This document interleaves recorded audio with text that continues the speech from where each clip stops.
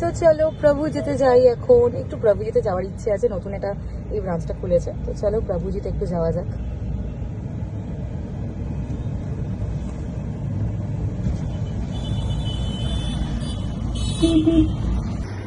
এত ডায়েটের মধ্যে প্রভুজিতে এসে নিয়ে লোক সামলাতে পারলাম না, বিকজ এখানে প্রচুর ভ্যারাইটি। তো এত খাবার দেখেছি, বিশ্বাস করবে না, এত ডেলিশিয়াস খাবার এখানে। তো লোক সামলাতে না পেরে